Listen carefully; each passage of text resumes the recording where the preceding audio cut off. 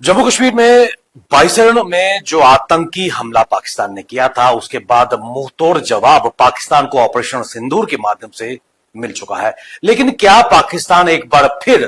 पहलगाम जैसे हमले की फिराक में है? ये हम इसलिए कह रहे हैं क्योंकि लगातार जो तस्वीरें इस वक्त नजर आ रही हैं, अगस्त माह की अगर बात करें तो कई प्रयास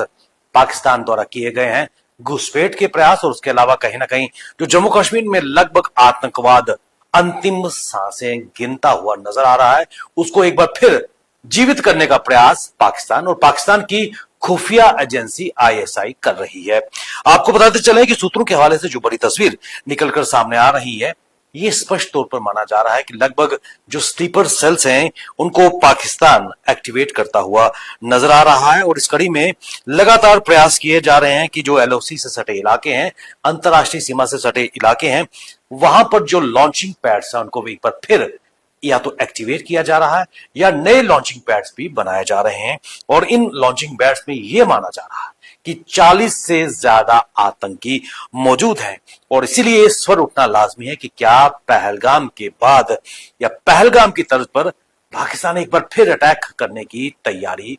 कर रहा है। और ऐसे में लगभग जो आतंकवाद कश्मीर में समाप्त होता नजर आया है, और खासकर ऑपरेशन सिंदूर के बाद जिस प्रकार भारत ने पाकिस्तान और पाक ऑक्युपाइड कश्मीर में जो आतंकी ठिकाने थे, आतंकियों के केंद्र बिंदु थे, उनको ध्वस्त किया, जैश ए मोहम्मद, लश्कर तैयबा के जो हेडक्वार्टर थे उनको सपाट कर दिया। लेकिन जो तस्वीरें एक बार फिर आ रही हैं कि एक नए तरीके से पाकिस्तान में आईएसआई दोबारा डिसेंट्रलाइजेशन करता नजर आ रहा है, इन आतंकी जो इदारे हैं। और उसके साथ साथ जम्मू कश्मीर की अगर माने एलओसी, और उसके साथ साथ अंतर्राष्ट्रीय सीमा पर लॉन्चिंग पैड्स को रीएक्टिवेट किया गया है। और आपको ये बताते चले कि लगभग 40 आतंकी इन लॉन्चिंग पैड्स में मौजूद है, जिनमें यह भी कहा जा रहा है कि अगले 2 महीने में इनकी घुसपैठ कराई जाएगी। उसके पीछे यही तात्पर्य है कि नवंबर दिसंबर में जब हिमपात होता है, तब जो लॉन्चिंग पैड्स या फिर जो घुसपैठ के रास्ते होते हैं वो बंद हो जाते हैं, और ऐसे में उससे पहले आईएसआई यहां पर घुसपैठ करवाना चाहता है। और इसके हवाले से जम्मू कश्मीर में राजौरी, पुंछ, बारामूला, कुपवाड़ा और गुरेज में लगभग 1 दर्जन लॉन्चिंग पैड बनाए जा रहे हैं। पिछले 1 महीने के दौरान ये एक्टिवेट हो चुके हैं। और इसके अलावा जिला सांबा की अगर बात करें तो अंतर्राष्ट्रीय सीमा के पास लूनी और बड़ा बाबा मसरूर 2 नए लॉन्च पैड भी शुरू हुए हैं, जिसकी सूचना खुफिया एजेंसी को मिली है। और यह भी माना जा रहा है कि हर एक लॉन्चिंग पैड में 2 से 3 आतंकवादी मौजूद हैं, और ये जो आतंकवादी हैं इन्होंने पाकिस्तान के जो विशेष दस्ते हैं एसओजी के साथ कुछ दिनों तक ट्रेनिंग भी प्राप्त की है, यानी कि पूरी तरह इनको ट्रेन करके इन लॉन्चिंग पैड्स में रखा हुआ है। जब भी मौका मिले घुसपैठ पाकिस्तान करवाएगी इनको भारतीय क्षेत्र में। और इसके अलावा इनमें से कई आतंकवादी जो हैं वो पाकिस्तानी पंजाब और पीओके के रहने वाले हैं, और जबकि कुछ का कश्मीरी होने का दावा भी किया जा रहा है। और सूत्रों की माने तो ये जो इन्फिल्ट्रेशन कराने का प्रयास किया जाएगा, वहां पर कश्मीरी आतंकी भी मौजूद होंगे जो पिछले कुछ दिनों से घाटी से गायब हो गए हैं, और पासपोर्ट के आधार पर वो पाकिस्तान चले गए हैं। आपको बताते चले कि इस वक्त लगभग राजौरी, पुंछ और उत्तरी कश्मीर में पाकिस्तानी सेना की निगरानी में लगातार जो लॉन्चिंग पैड्स में आतंकी मौजूद हैं, उनके हैंडलर्स उनको लगातार इंस्ट्रक्शन दे रहे हैं। और यह माना जा रहा है कि बर्फबारी से पहले, खासकर अक्टूबर नवंबर के पास ही ये घुसपैठ करने की फिराक में है, और बर्फबारी से पहले ही इनको वहां पहुंचाया जाएगा। इसके साथ साथ ये भी कहा जा रहा है कि जो विदेशी आतंकी हैं उनको सिर्फ स्पेसिफिक टारगेट्स दिए जाएंगे, जो सुरक्षा बल हैं उन पर हमला करने के लिए, या जो विशेष एरियाज हैं वहां पर हमला करने के लिए उनको एक्टिवेट किया जाएगा। उसके अलावा जो दूसरे लोकल्स हैं या फिर